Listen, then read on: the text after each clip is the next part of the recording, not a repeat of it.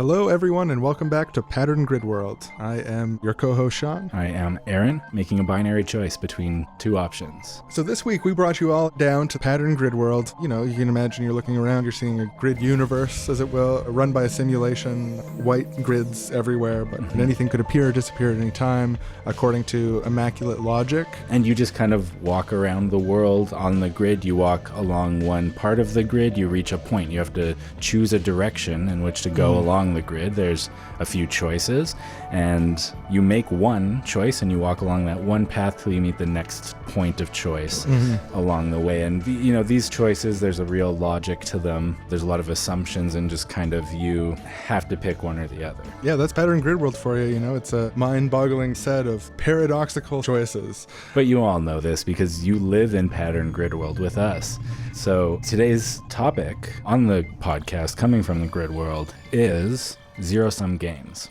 Yeah, so a zero-sum game, it's something from Pattern Grid World, where you're faced with a competition where for someone to win, another person has to lose proportionally that much. So it comes out to zero. The sum is zero. Wins and losses are equivalent, and it averages out to zero. A good way to think about it is a poker game.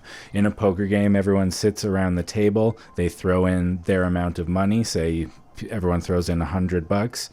Then one person wins the hand, they take $800 and 7 people all lose their money. It's proportionate, it's equal, it's zero at the end. There's no extra money came into the system and no money disappeared to anyone other than the players. It's perfectly locked in. Another good example of this is where someone's running for office. Say someone's running for mayor. There's only one mayoral seat. There's 5 people on the ballot. So in order for one person to get that seat, 4 people necessarily must not get that seat. And so it's a zero-sum game. The new mayor's gain comes at the loss of all the mayors they're opposed to. There's 2 states, mayor and non-mayor. And whether or not you collapse into a mayor state or collapse into a non-mayor state comes to the result of a contest that necessarily makes other people collapse into non-mayors by your collapsing into a mayor state. So yeah, that's zero-sum games in a nutshell. That's Pattern Grid World. That's the sort of spooky stuff we do around here. Yeah, we love it. We love the zero-sum game. It's really exciting, and it leads to all sorts of great stuff, like trying to sabotage other people so that they lose so that you can win. Yeah, I mean, there's nothing more thrilling than stakes. And what is the ultimate stakes except for a binary sort of win-lose situation where someone's loss is necessary in order for someone else to gain. Stop it. You're just making me too happy saying that. It sounds like you agree with recent opinion polls from Pattern Grid World, where 100% of residents say they support zero-sum games as a necessary function of the world, just something naturally there. 100%. There was not a single vote cast against that, and they polled everyone. Well, then let me be the first to say that it's no surprise I agree with everyone, because I'm part of everyone, and that's just logical. Yes, if someone's part of everyone, and everyone agrees that zero-sum games are good, necessarily, ergo, that individual must agree. Perfect. Logic. Thank you. That fit exactly into place, like a block or a square peg in a square hole. That's the one. Yes. Not just any block. Thrilling. And that's just what Grid World offers. So, I think we're overdue for our first sketch. Oh, hey, let's run a couple simulations. Let's show the meat. Let's show what a zero-sum game really looks like and why it's inherent and innate. I'll start the simulating machine. 2 smokers on a smoke break with just 1 cigarette. Oh, there's 1 cigarette, but there's 2 smokers. Oh, yeah. I really want to have a cigarette on this smoke break, so maybe I'll have the cigarette. Well, you know, see, I want to consume 1 cigarette, and you want to consume 1 cigarette from me. Yeah, so that overdraws cigarettes by 1. That can't Yeah, be. We can't both, so we're going to have to probably compete with each other. Yeah, I think it's going to have for the cigarette. I think it's a competition, yeah. So who's stronger, who's bigger? Okay, wait, so if we assume that the person who is the fastest runner should smoke the cigarette, deserves the cigarette, then all we'd have to do is have a race. Something objective to determine who deserves the cigarette. It makes sense, because there can only be one of us smoking 1 full cigarette. Yeah, there's 2 of us. Yeah, do the math, do the logic. A love triangle. Oh, please choose me. Pick me. No, I'm the better suitor. I'm just the better suitor. Like, just compare us, rank us, compete us. Look at my features. Oh, and the come features on. of my life as well that you know about. My Quite features are good. above a certain threshold. They might not compare, but they're above a certain threshold, certainly. And I have secondary things that I can... I can offer you a salary of 100,000 logic cubes per year. Well, let's be logical. My yearly salary, 145,000 logic Oh, cubes. come on, but we which- can spend summers at my parents' cottage. That's got to be worth a few thousand logic cubes per year. And don't forget about my features. You know what? I have to concede. This is the superior suitor. I'm going to bow out gracefully. Ultimately, at the end of the day, one suitor must step away. And Yeah. that'll be me. That's perfect. That makes sense. With all your logic cubes, you'll find someone else. So good zero-sum game. Good zero-sum game to you, sir. A beauty pageant. We now go to our tiebreaker round because our two perfect beauties are perfectly mathematically matched in the looks department. Our tiebreaker, we will rely on the beauty of their philosophical treatment of the zero-sum game.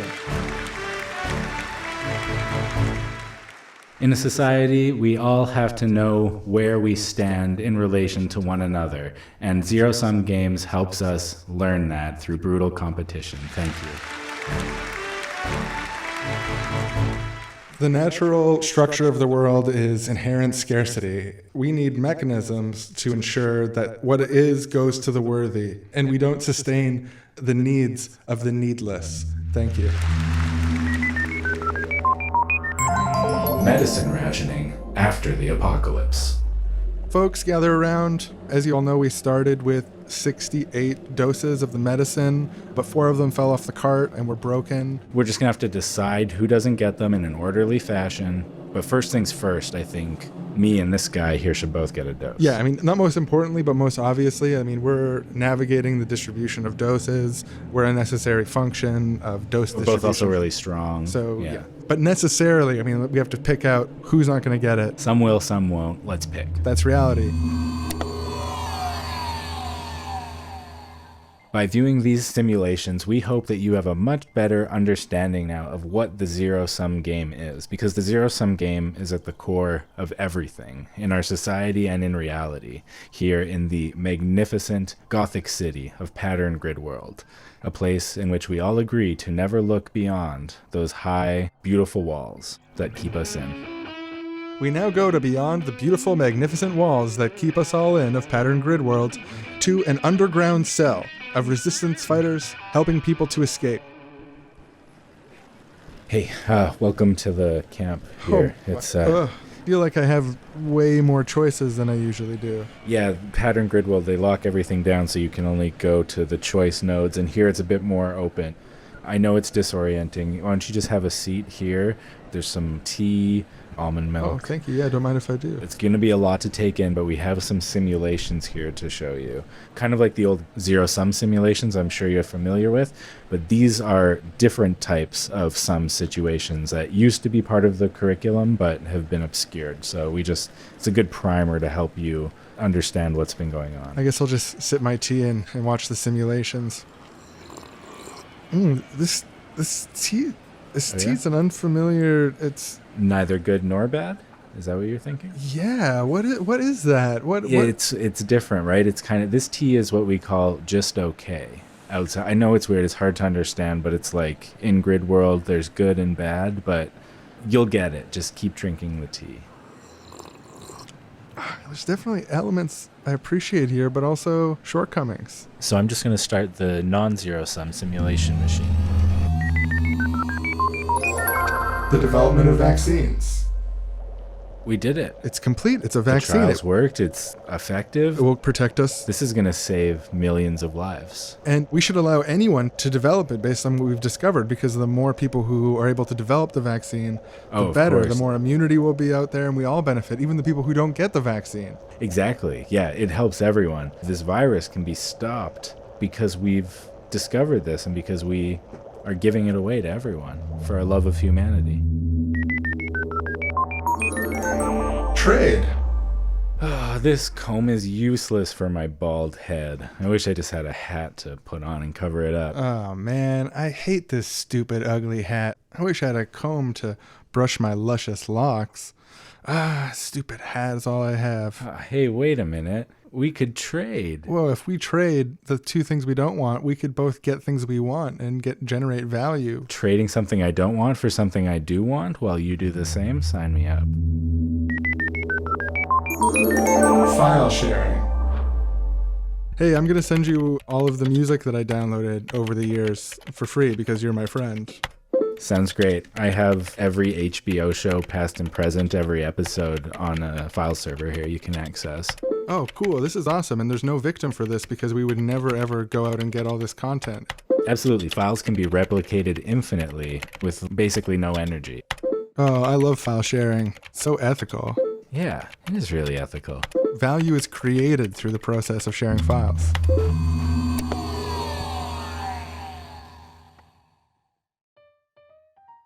This episode of Pattern Grid World is brought to you by The Seriously Wrong podcast. Hi, my name's Sean, and I'm Aaron. And we do the podcast Seriously Wrong, which you're listening to.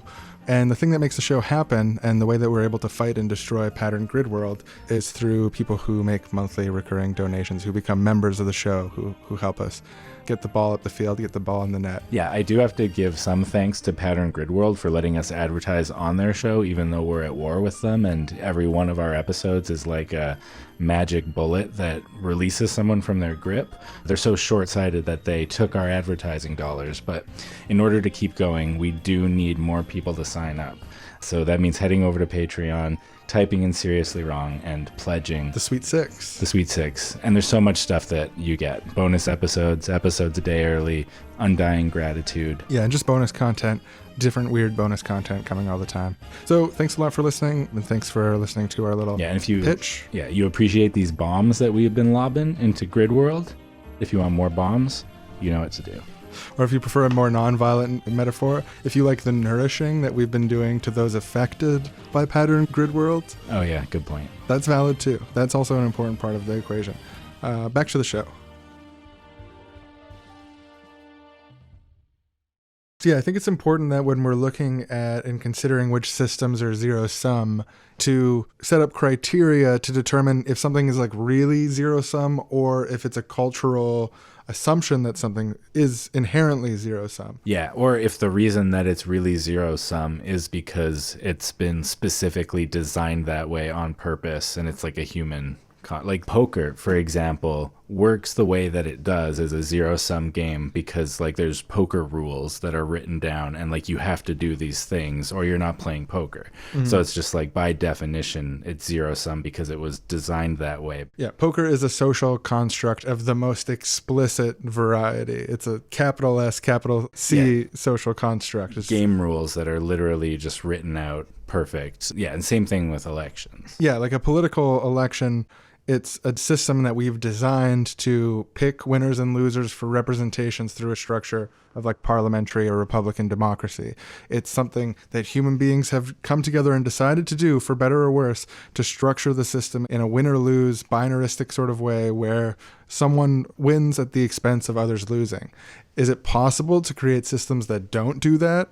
Obviously, yes. Yeah, even if it was just everyone who gets X number of votes, a threshold, gets to be part of the representational body or whatever, and it can be as big or small as it is. That would be non-zero sum. Yeah, and we can argue about the merits of like a premise like that, or we can say like this system with zero sum competition is better than a non-zero sum. But to say that to design a system that allows people to be non-competitive in their participation in politics, to say that's impossible is just wrong. It's just frankly wrong. Because think about what it means for something to be zero sum. It has to be constructed in a very specific way where one person's gain is necessarily another person's loss. Like those things have to be the same thing. If you can gain without another person losing, it's no longer zero sum. If you can lose without another person gaining, it's no longer zero sum. So that's a very rigid set of conditions to meet. You pretty much always have to set things up that way in order for it to be like that. The actual physical reality of the world is complicated enough that to find like a naturally occurring zero-sum scenario that is outside of social relations is, I think, nearly impossible. Like, it's got to happen so fleetingly rare that it would be set up with no possible outside influence that could make it a lose-lose scenario or a win-win scenario in some way. Yeah, there's no other options. It is hard to think of one. Like, because you might be like, oh, we're running a race and someone has to win and someone has to lose. That's just basic. That's part of reality of running races. But it's like the running of the race is like you could just both run. Mm-hmm. And like, yeah, one person will get there first or not first, but that's not a winning or losing necessarily if it's not a race. Yeah, absolutely. I mean, and there's also criteria. I mean, we could break it down even further to be like maybe someone running faster than another person might not actually be that impressive if you look at all the details of the situation. Like, say someone is not a person who's a trained runner but who has really long legs and just has a natural advantage, can just effortlessly show up and run a certain speed. But then someone else who has like maybe has shorter legs has a disadvantage when it comes to running speed but trains a long time and can compete with that enormous legged lazy person, and that could be an accomplishment in itself that's far greater than the person who didn't work on the fundamentals of running at all. It would be a construct to elevate the amount of speed it takes to get to a location over the process that's behind races that we actually value as a society, which is people training and improving over their own previous times. Yeah, that's true. It's putting the focus on a very specific outcome, who won the race, and saying that's the thing that matters. That's the thing we all care about. Not like how much fun did we all have, for example. Might sound a bit weird, but it's another valid thing anyone might want to consider in a scenario like that, like a running. Mm-hmm. Yeah, or who trained the hardest, like you were talking about. Yeah, who made the most progress in the last year. Every year we run a race against ourselves from 1 year previously. If you run a race every year and you just keep like improving yourself, like you win every single year. It's not win-lose, it's just winning over and over again. Those are things that if we valued more, I think we'd get better results from people. Absolutely. The idea that you have to be in competition with someone else is like, that construct is actually just bizarre. So around the zero-sum thinking, and there's a certain mindset around zero-sum thought that people get sort of trapped in, where they see losses and wins being more tied together than they actually are. And from that, they make bad choices because they're misled. They think things that aren't true. So when it comes to the sort of zero-sum thinking, we make a mistake where we project that sort of zero-sum thinking onto the fabric of reality and say, like, reality is this way, but it's actually just something we've invented. And then we use our projection of it onto reality, onto the fabric of nature, as justification for our own constructions. I agree with you, but just even as you say that, a big part of me is like, no, I'm not projecting it onto reality. What if we're in the forest and there's only one hunk of meat and there's two people and we're going to die, but again, you got to go to like these extreme scenarios that like, sure, like maybe could happen. I'm not saying there's no zero sum in nature ever, no matter what. But like, why are you in the forest with one hunk of meat, and why is there no other way to get any other food before you starve? Like, it takes a long time to starve. Are you already on the brink of starvation? So starving that eating only half a piece of meat right now is going to not tide you over until the next available food. Like, you have to stipulate another thing and another thing until you're just like, oh yeah, no wait, that actually isn't reality. Usually that's just not. I wonder if there's a name for this sort of logic error, but people do it frequently, because if you can imagine a specific unlikely scenario and then have it apply to everything, even though it's like this extremely rare example. Right. Like, for example, when people are talking about violence and they're like, well, violence is necessary in self-defense. And it's like, yes, absolutely. But when you do the sum total of all of the experiences across a lifetime, how frequently are you defending yourself where you're resorting to violence? And how frequently are you participating in conversations or other things like that? It's so fleetingly rare that this happens. It doesn't mean that we shouldn't talk about the harsh reality of when your spaceship gets in too long an orbit and you only have 2 vaccines and you've got 3 children and stuff, and like, yeah, like, sure, maybe like let's figure out what we do in that scenario, but absolutely. Let's be realistic about what the world's like. Yeah, I mean, there are situations in the world where we don't have enough of things. Like, we don't have enough potentially food or not enough clean water, or like, that's a real thing that can happen in the world for sure. So frequently in history, though, the times when there wasn't enough to go around, it wasn't actually a matter of not literally having enough. It was a matter of some sort of social construct preventing people from getting what they need. For example, like homelessness, where we have all these empty homes around the world and there's people who don't have homes. Now, it's obviously not as simple as just putting people without homes into homes, but in another sense it is. Yeah, and like, you can talk about these disaster scenarios where you're already in a situation where there's not enough food, But just looking at that moment in isolation rather than looking at the systems that made that happen, the assumptions in the world around it that went into making that happen. And like, were people hoarding some food because they had a mentality that there wouldn't be enough? Probably. That I think that happens in famines a lot. Were there distribution issues? Extreme failures in societal systems can lead to like these massively devastating zero-sum scenarios that do happen, I think. But it's something that's constructed. It's not something that's just found. It's something that exists. Like, you're talking about a disaster scenario where systems are working out of sync in each other in a way that creates some sort of shortage of something that there should be enough of. Yeah, exactly. And like, we want our systems to be set up to make natural disasters or zero-sum situations happen less, like, rather than more, you would think. But in our society, what we often do is like, we replicate this scenario that only happens in this specific thing, these like disaster scenarios. And then like, it gets, as you were saying, gets inside our brain and like increases our bias towards this kind of thinking. And we start assuming it in situations where it doesn't apply, or like trying to make it apply in situations where it doesn't need to. We're like designing situations to make it apply, naturalizing it and saying it's part of the world and not something that we're like projecting onto the world. And then like, we bring it into all of our relationships, our friendships, our organizing. We're locked in this win-lose battle, and it never turns out good. Like, even if you win a win-lose battle against your partner or your friend, like, it doesn't feel good. It doesn't work out good. And for all those reasons and more is why we've pledged to take down Pattern Grid World with some direct action. And absolutely. we've had our team of pro hackers put together some malware that will be uploading a virus directly into the mainframe of Pattern Grid Worlds and take it down from the inside and free the people trapped. Yeah, working to free individual people, getting them out, reintegrating them into society. That's good work. That's beautiful work. But I think we got to do one step more and just break the whole system. Like telling a paradox to a robot in an old science fiction show, this malware we'll introduce will cause Pattern Grid World to break down. And once we've freed the people and liberated them, give them what they need out here in the real world, which is meaningful choice, deep, polyfaceted choice in every element of their lives, picking between various forms of laundry soap and so on. The organic real world is like that, and I can't wait to share it with them.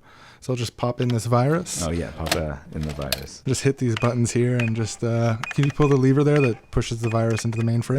The virus pushing lever, pull that lever to push the virus. Yeah. It's funny how that's how things really do be sometimes. But and the virus is hitting the mainframe now. 2 smokers on a smoke break with just 1 cigarette. Oh my God, there's only 1 cigarette. Well, I want to smoke 1 cigarette. I want to smoke 1 cigarette too. But we'd overdraw the cigarettes by 1. We'd have -1 cigarettes if we both smoked 1 cigarette. It's impossible. It's not illogical.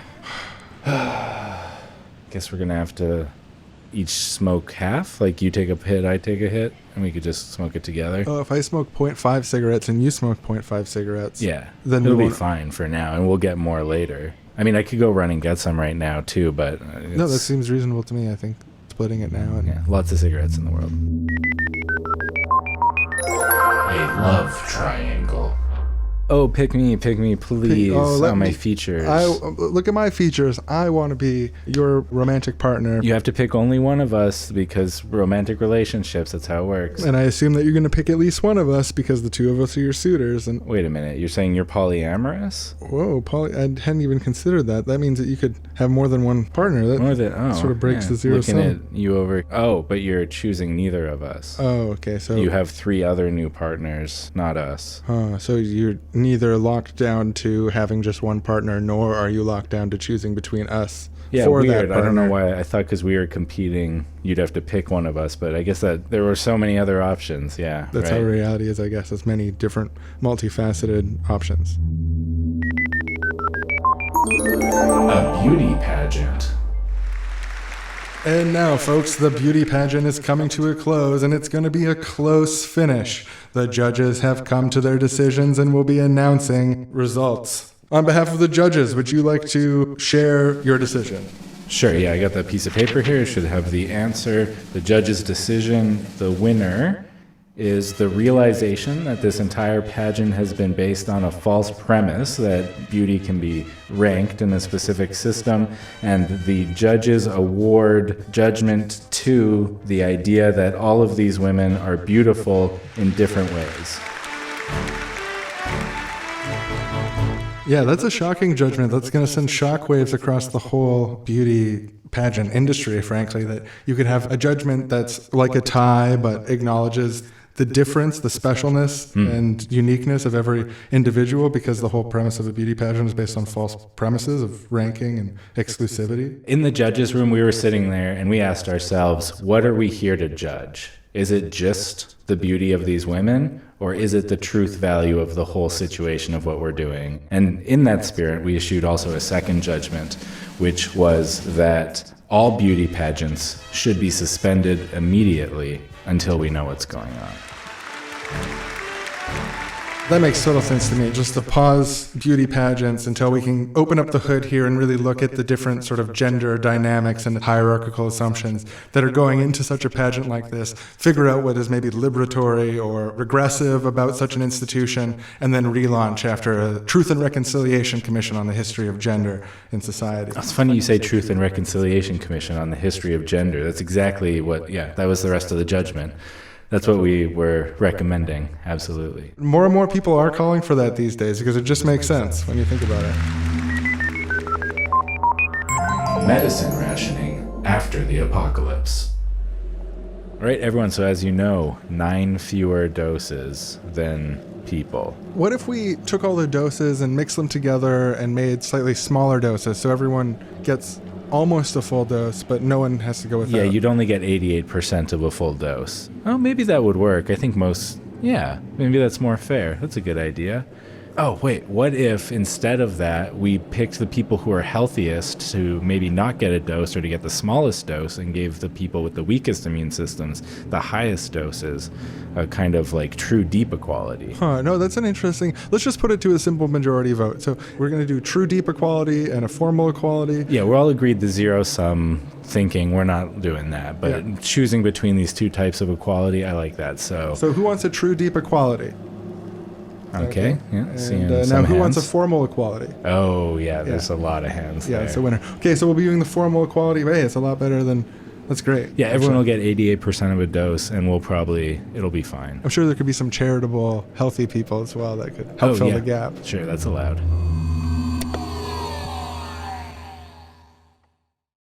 Welcome back to Pattern Grid World News Special Report. It's all over, folks. Our beautiful dream of a pristine pattern grid world is crumbling down before our very eyes. We're hearing reports of people having choices between as many as 4 or 5 different options. It's absolute chaos. The choice node emanating from my chest right now is giving me 1,000 different potentials, which I've never seen before. It's all falling down. Who would have thought that our extremely rigid ideology in society would be vulnerable to crumbling like this? Part of the exact problem is that we at Pattern Grid World had never planned for any sort of other thing happening. Yeah, no, that was outside the scope of what our assumptions. What we thought possible.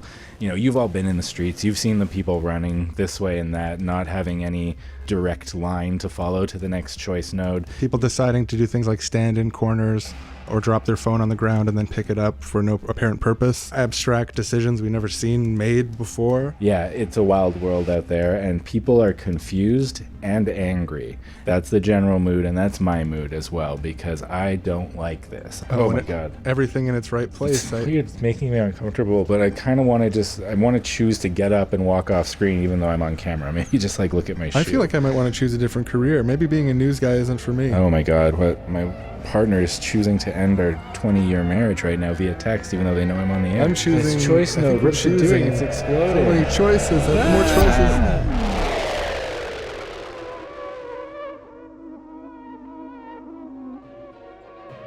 Welcome back to Pattern Grid World Refugee Camp News.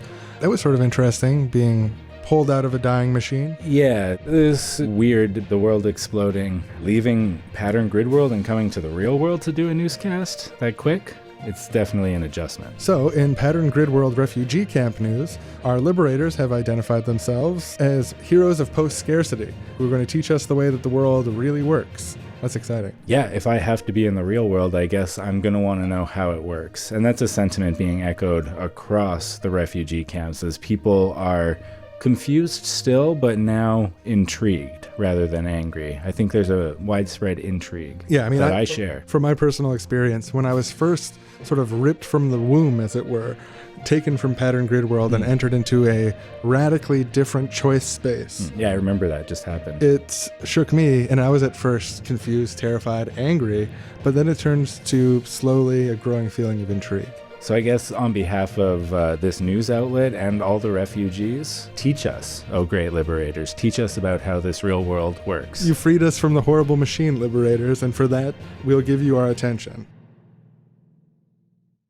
So one of the things about zero-sum competition is when sometimes in competition, you can have cases where, for example, if you're like in a painting competition, to paint the best painting is one path to become the winner, but another path to become a winner is somehow sabotage the other leading contender's painting. You know, do a pretty good painting, but make sure that no one else's painting is good by sabotaging them. That's another way to win within a competition, a zero-sum competition with one winner and the rest are losers.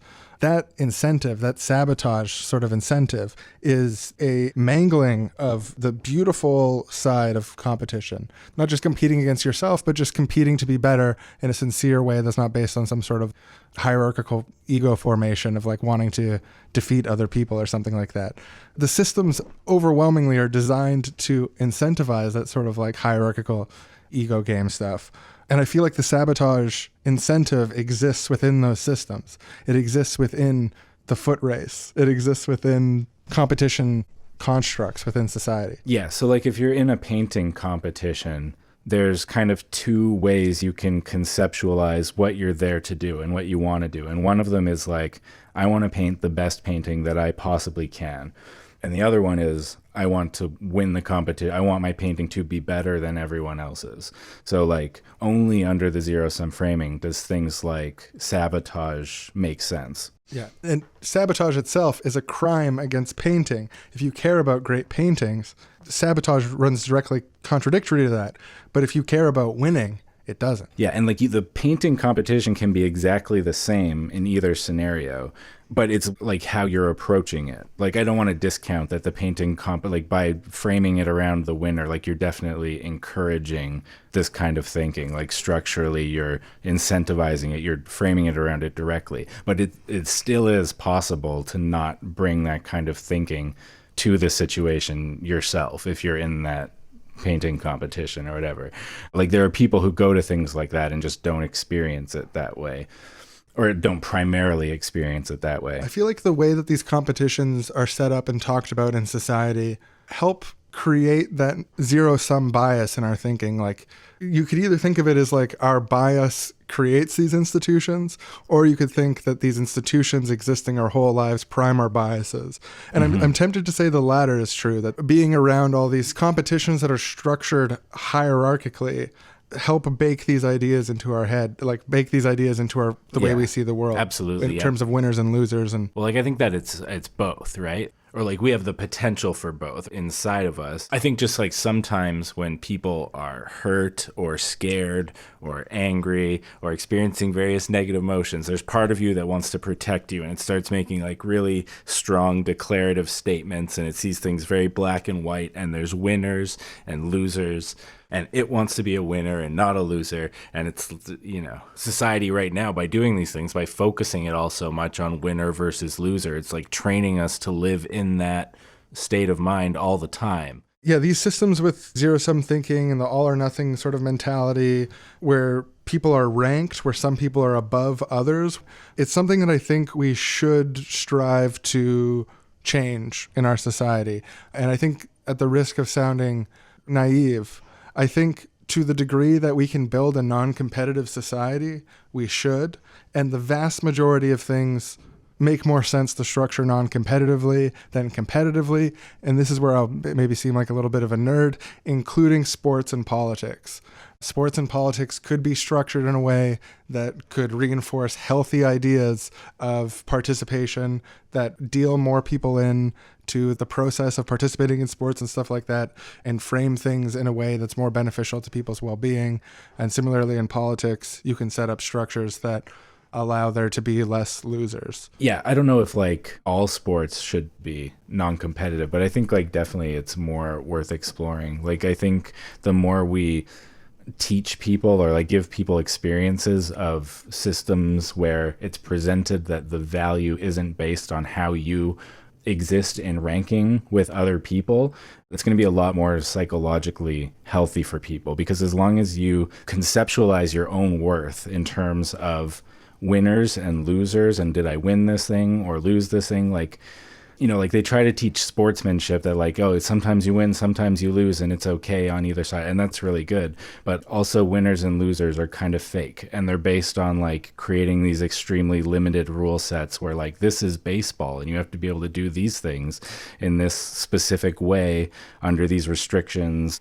Yeah, some people are the best at that, but it's basically meaningless. And the way it seeps into your psychology is that you start seeing everything like that, and you start being afraid of losing at everything and really, really desiring to win at everything. So like, yeah, sometimes you're a winner, but then a lot of the times you're a loser.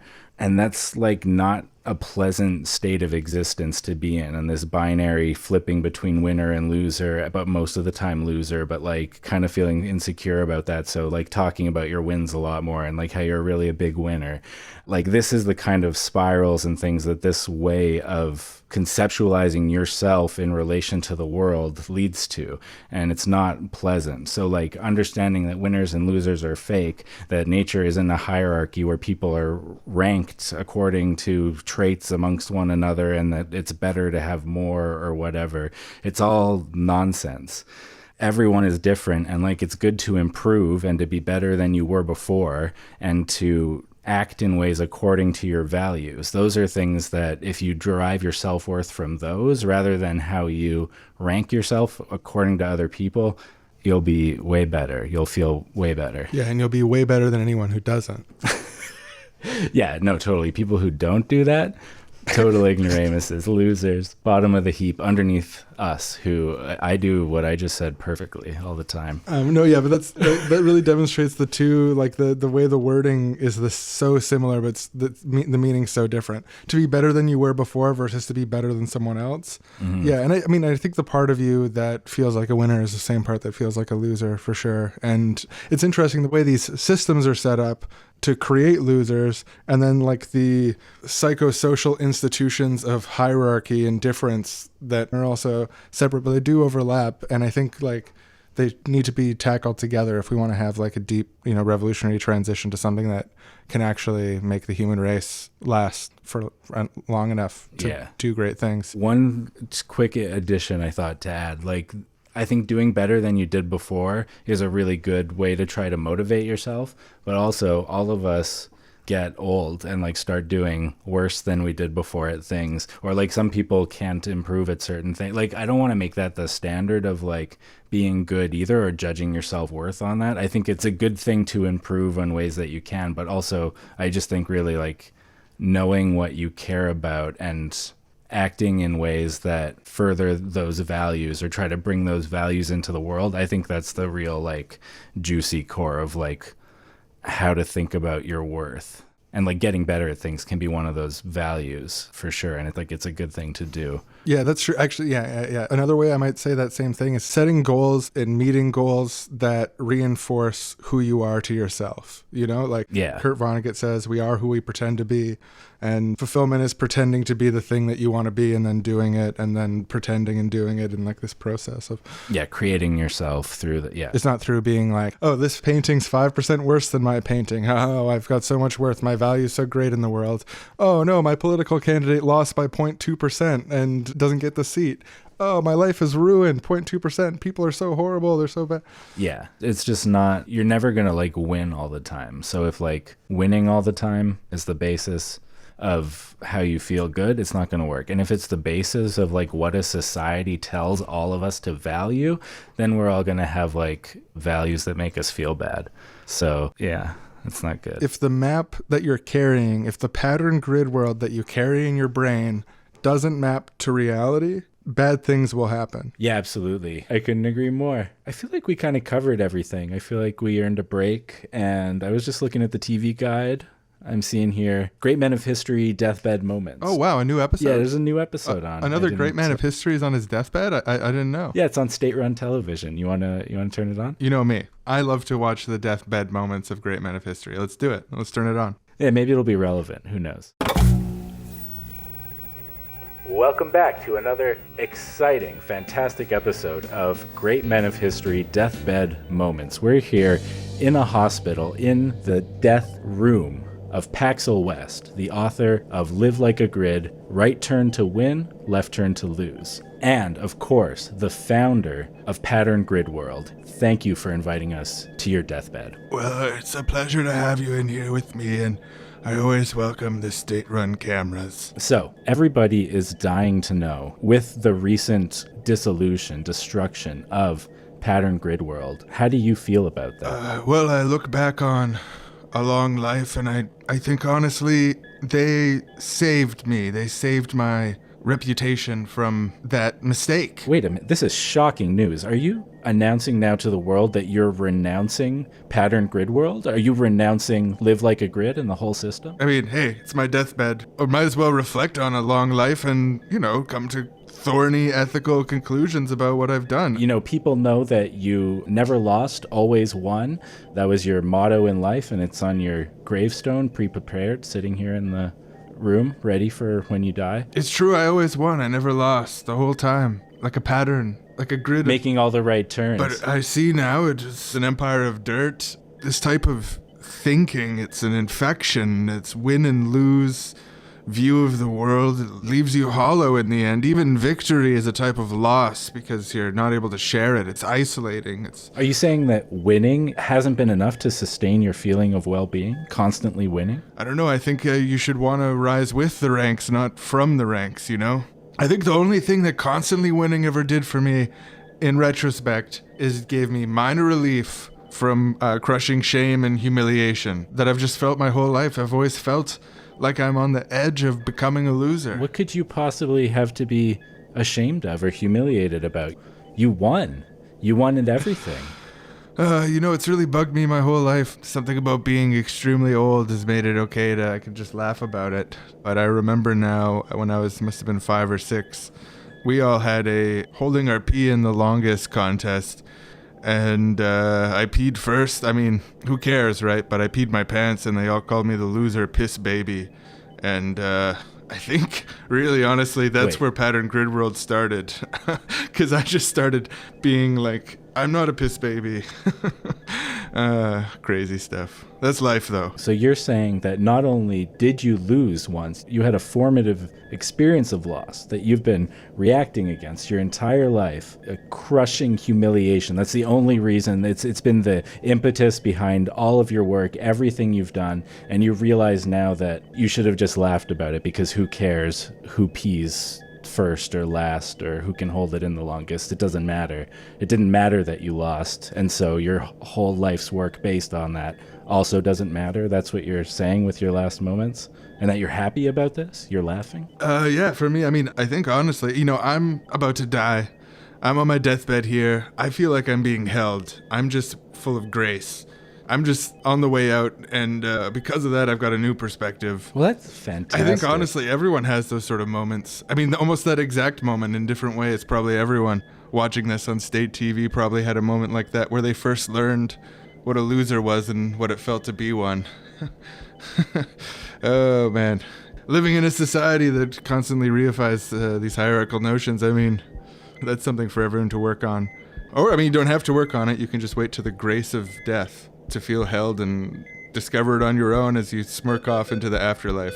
That machine is crazy. Does that mean I'm about to die? Well, actually, now that I look at my watch, it seems that we are approaching the scheduled death time, so It makes sense that you would be dying, like, now-ish. Not a lot of room for doctors in here with the camera crew. Well, it was, I can say honestly, it was nice to chat. Great job getting the cameras in here and stuff. Who knows what it takes to put something like that together. Good on you, boys. Oh, thank you. And, like, great job on your last word. Oh, no, he didn't hear me. I tried to say great job on your last words, but he's gone. That was Great Men of History, Deathbed Moments, an explosive episode, an episode that will go down, I think, in history. This is exciting stuff. People will be talking about this for the ages. I'm just back to the show, everyone. Thank you so much for watching. Yeah, so zero-sum games, I think we covered it. The virus is in the mainframe and the system came crashing down. Yeah, founder denounced it. And what else can you say? Pattern grid world, gone. Goodbye. See you later. Yeah, hit us up on Patreon or Twitter or wherever else. Leave a review, whatever. Absolutely. Tell and have your a great few weeks. Yeah, and we wish you the best. As far as we're concerned, your liberation and our liberation are intertwined. I think all of our liberation is intertwined. So let's do it. I'm wrong, you're wrong, he's wrong. She's wrong, they're wrong, we're wrong. You're wrong, I am wrong. We are wrong. Seriously wrong. Next time on Seriously Wrong, we follow a former citizen of Pattern Grid World and their integration specialist at the grocery store. Okay, so this is the cereal aisle. We've been here a few times before. You remember it? Yes. Do you want to choose a cereal? Which two cereals am I choosing from? Oh, there's actually I don't want to count, but it looks like at least 60 varieties of cereal here. So you're choosing between 6. You can narrow it down by category. You got like your more sugary cereals here, and then sort of some more brand-based stuff here, though some of those will have sugar in them too. You want to check the labels. If you don't care about sugar, just going by taste, people really love Golden Grams, for example. Okay, between taste, price, nutrition, which should I value the highest? That's your choice. But also which kind of taste you like is your choice. Do you like chocolate? Do you like cinnamon? Do you like raisin? I don't like this. This is disgusting and horrible. You can just pick whatever if you don't want to make a choice, or pick the lowest priced one if you don't want to make a choice. Look for what's on sale. But you do have to make a choice. I choose... You can do it. You can do it. I believe in you. You can do it. I choose this one. There you go. That's great. That's a great cereal. My daughter loves that one. Okay, maybe that's enough for today's trip to the grocery store. Well, this is good. This is a big step forward. It's all right. You're doing great. You're doing so good. We'll just go up to the cash register. I don't know if it's the right choice. You'll never know, but it's okay. It's okay to not know. That's what's great about... No. I want to weigh it out. I know you do. It's okay. You can weigh it out a little bit, but you'll never come to an answer.